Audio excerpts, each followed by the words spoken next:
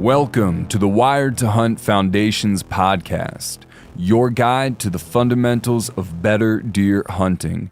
And now, your host, Tony Peterson. Hey everyone, welcome to the Wired to Hunt Foundation's podcast, which is brought to you by First Light. I'm your host, Tony Peterson, and today's episode is all about taking advantage of your best hunting situations and apologizing to no one.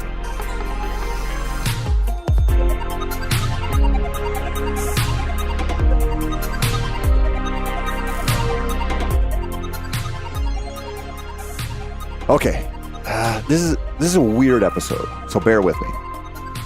The idea for it actually came from listening to the Exodus podcast a couple of weeks ago. No, those fellows over there at that company not only make some pretty sweet trail cameras and some other outdoor gear, but they also have a great podcast as well.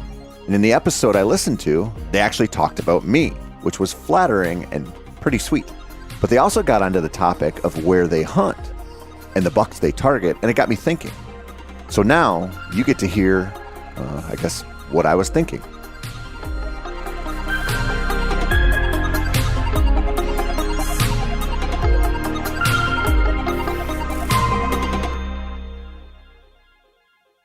Perspective is important. You younger listeners might not quite grasp that yet, but listen, trust me. As you get older and you get a little better at spotting the BS and a lot less tolerant of it, you start to realize a few things. One of those is that perspective is so important. Nuance is too. My old boss, Ben O'Brien, who has moved on to things beyond the meat eater world, often used to talk about how he was pro-nuance. Now, Ben's a smart guy, and he has dug into enough issues to know and probably believe the old saying about there being three sides to every story, yours, mine, and the truth, if you will. Now, why do I say this? Well, there's many reasons. Life has an annoying habit of showing you how good life really is, or sometimes how bad it can be. I've mentioned this briefly on a few different episodes, but the people who I look up to more than most in this world, they're not the ones that are known for their hunting skills. They happen to be a couple of my wife's relatives who lost the genetic lottery when they conceived their second child. Their son, Jake, was born with mitochondrial disease. This isn't a terribly common disease, but it is terrible, period. Within the first 2 years of his life, it was evident he wasn't advancing on a normal toddler-type schedule. And by the time he should have been in kindergarten playing with his peers, he was using a walker to barely get around. By the time he should have been in second grade, he was on a feeding tube, and then a breathing tube, full-time in a wheelchair. Basically, he needed 24-hour care, and pretty often, an ambulance to take him to the hospital for respiratory issues or worse. Jake's life, and subsequently the life of his loved ones, was dominated by the effects of that mitochondrial disease. Now, a few days before Christmas last year, his heart stopped. And while medics eventually got it going, the brain damage had been done. The outlook was not good, and it got worse as the scans and the tests rolled in. When they took Jake off of life support, he passed away a few minutes later at the age of 14. The weight of his death on his family is pretty heavy. I mean, real heavy stuff, my friends. It's hard to imagine a much worse hand to be dealt, although such hands are dealt every day in this world, and no one can say why. But it doesn't matter if it could be explained, to be honest. When you see the dice roll a certain way for folks, and there's no escaping the gravity of those situations, it makes me feel an inch tall when I bitch about missing a deer or not having a very good hunt or a very good season. It makes me feel like a grade A piece of shit for all of the complaints, to be honest. And that's what this episode is about. When those fellows over at Exodus, Jake and Chad, broke down this year on their podcast, the way I mentioned at the beginning, they got into the topic of how it almost seemed shameful to shoot a buck anywhere but on public land these days. And they both agreed that was pretty stupid. And you know what?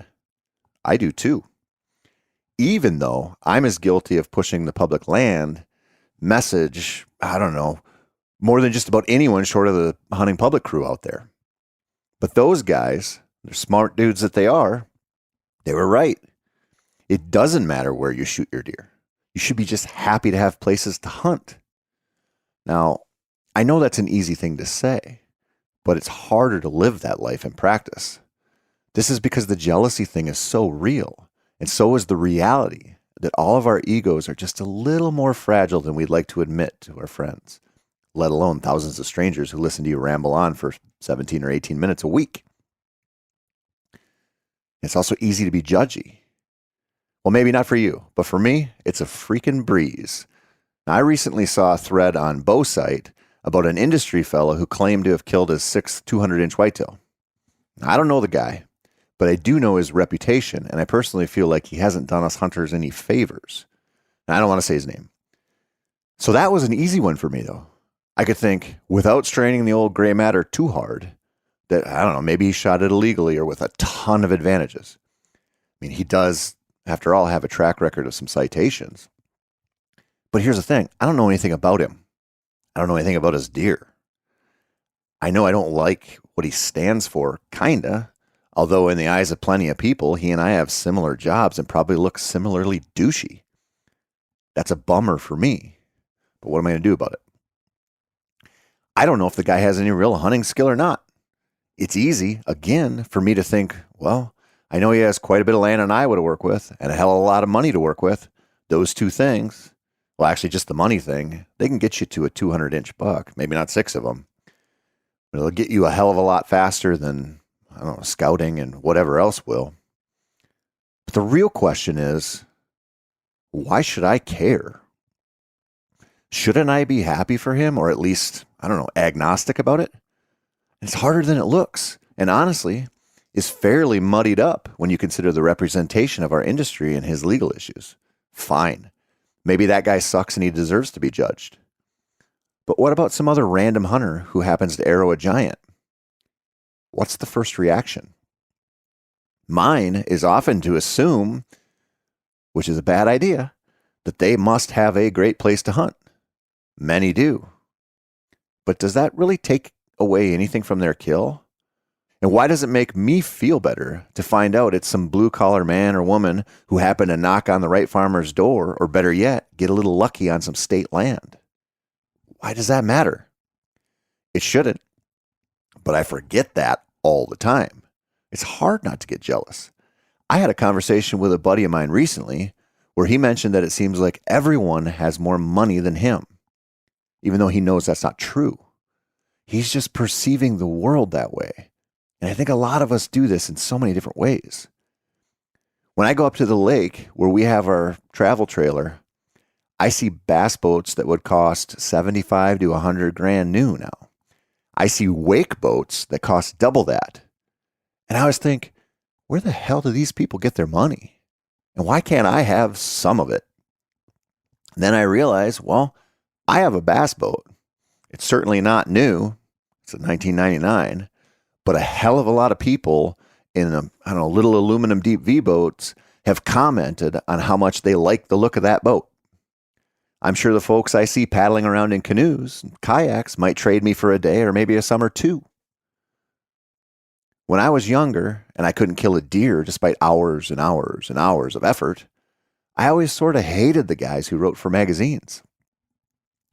I softly despised, like the Realtree crew or the Monster Bucks crew or the Primos guys or whoever was making the videos I saw where they were routinely killing bucks way bigger than I ever saw.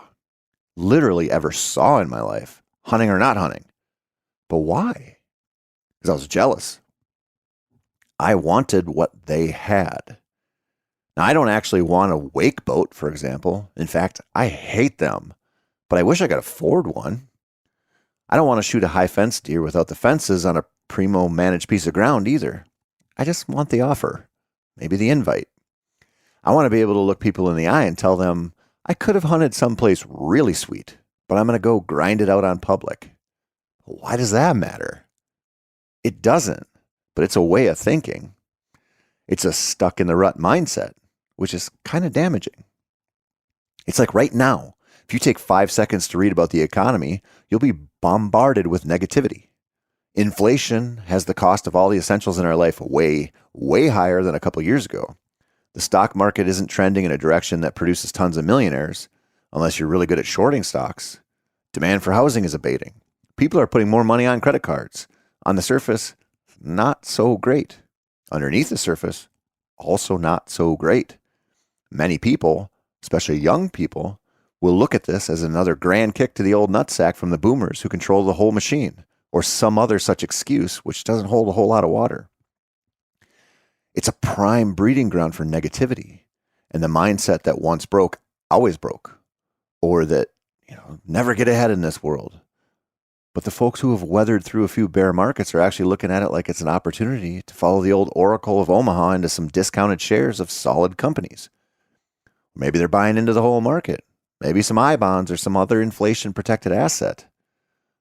The mindset is, it's probably not as bad as it seems if I can make a few good decisions from here until this thing starts to turn around. And these folks who own their mindset and can make a few disciplined decisions will probably end up pretty happy with themselves when the whole thing balances out and starts turning black again, and more often than it turns red. Because the way we think about this stuff matters so much. If you have a bad attitude, you're stuck on public land while so many people are growing and naming deer on sweet little pieces of paradise where the bucks never look up in trees and the genetics are hand selected by the big man in the sky himself to produce, top end typicals and gnarly points everywhere non-typicals.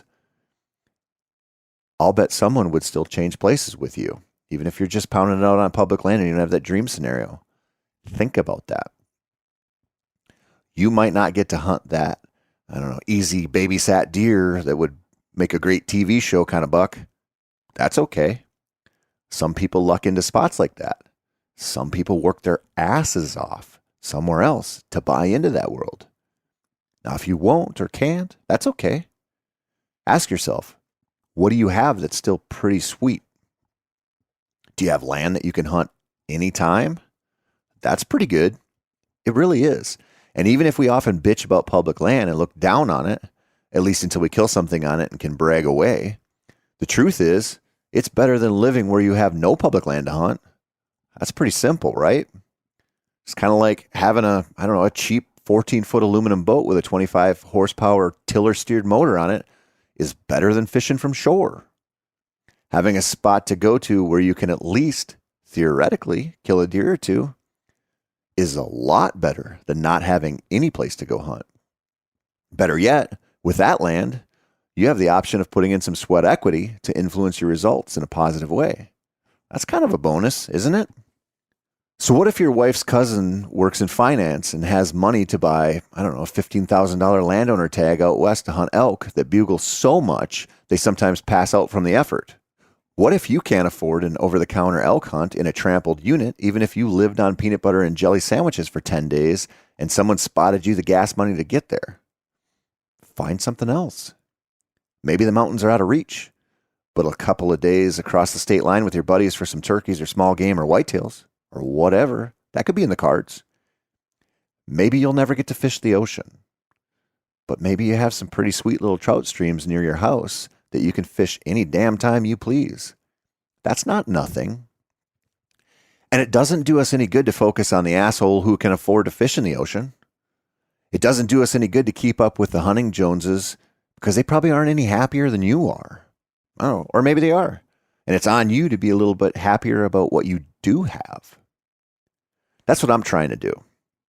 If you have a badass spot to hunt deer and never really see a reason to pick up your bow unless he's a 180 or better, good for you.